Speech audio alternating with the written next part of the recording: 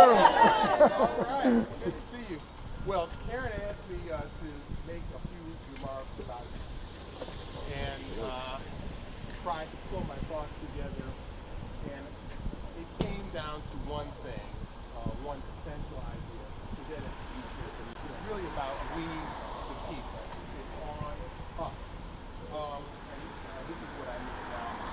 How do we get here? On the 24th of September, House Speaker Nancy Pelosi announced the beginning of the official impeachment inquiry regarding all of the events surrounding Ukraine. The Constitution says that the President, the Vice President, and all civil officers of the United States shall be removed from office on impeachment for a conviction of treason, bribery, or other high crimes and misdemeanors.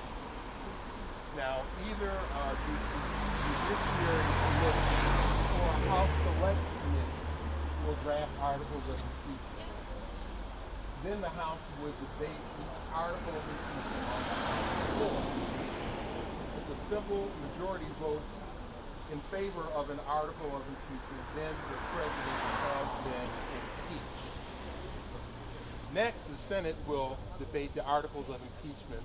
A vote of 2/3 will be required for the conviction and removal of the President from office. As you know, there are 53 Republican senators right now, and there's a rough estimate that about 15 of them are at least mouthing some words about being open to consider what's before them.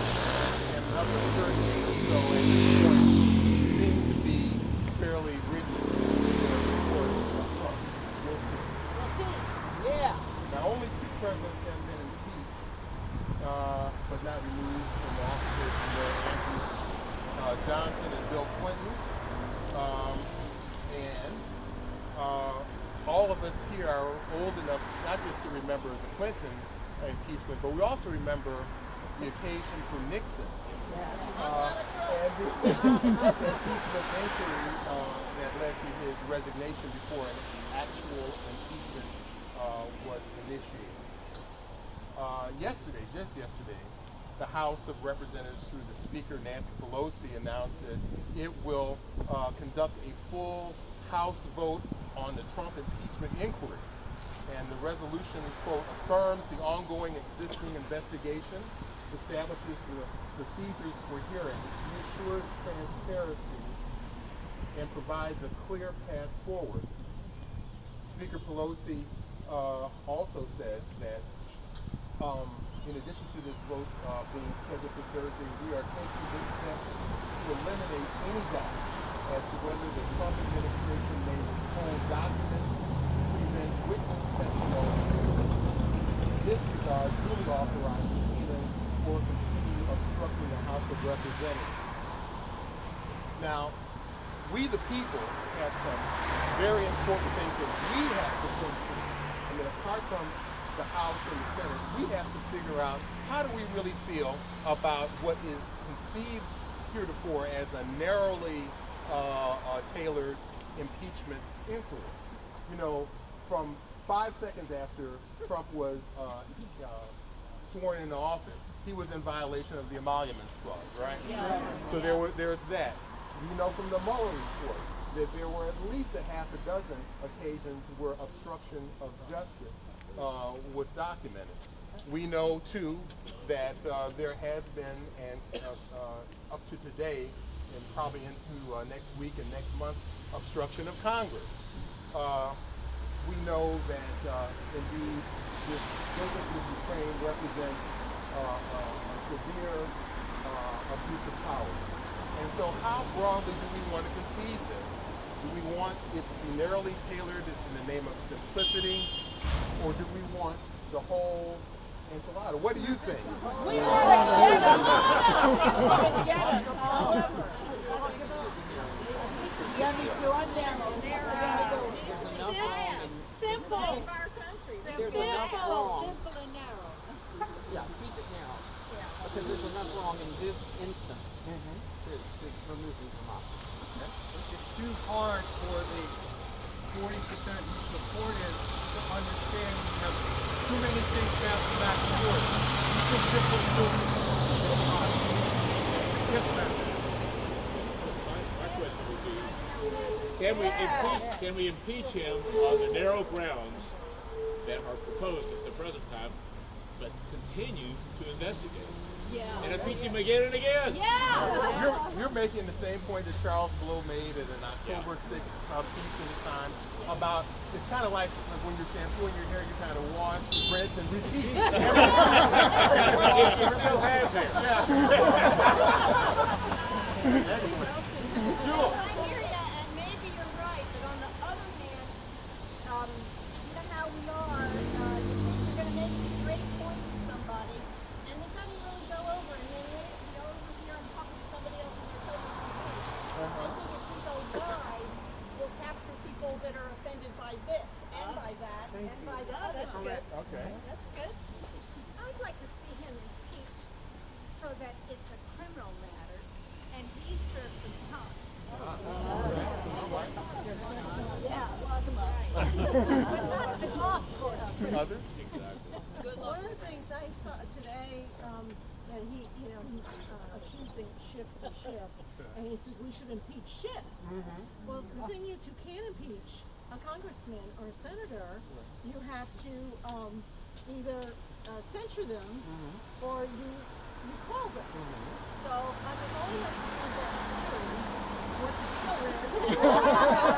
So wait a minute. If I'm understanding, you're suggesting that Trump may have misled us?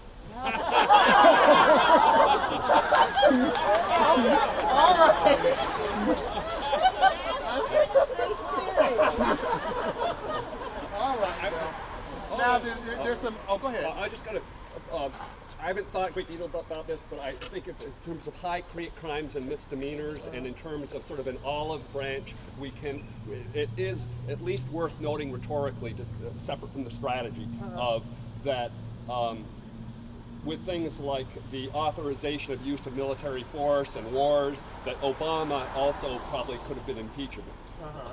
And that it's when we're looking at a true objective soul searching for the state of our Constitution, that is also a very good strategic thing to do. Well, one of the things that you're bringing up is an interesting point, is that this is tantamount, it's analogous to capital punishment. We're talking about impeachment and removal.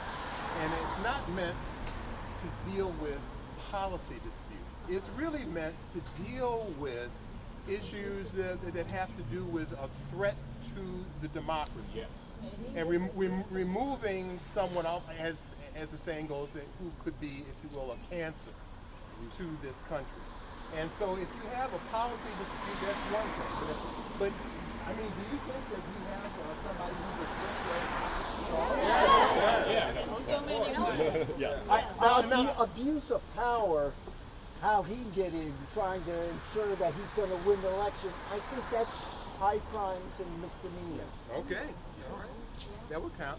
Now, go ahead. So what do people feel about if he says, "I'll resign like Nixon rather than be impeached"? Okay. How do people? But he does know.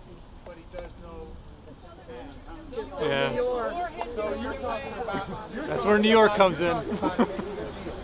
Yes. For him to deal with the states.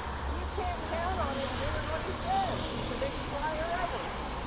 You can't censor a party. All right. So there's these questions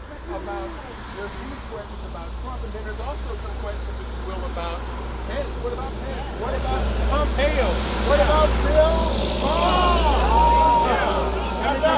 Talk them all out. Where do you start? Where do you stop? That's right. And so these are some questions that we have to kind of sort out in our own mind in a very serious way, because this is not a joke. This is, like, as I said before, this is capital punishment. This is taking out somebody who has been the product of, if you will, a tainted election, but an election nonetheless. So then there's also the question of, can we really trust that Mitch McConnell is going to conduct a fair inquiry? No. And so another question we have to ask of Tom Tillis is, would you rather have Trump lead you out of the door or Mike Pence? That's another way to think about it in terms of if you remove President Trump from office.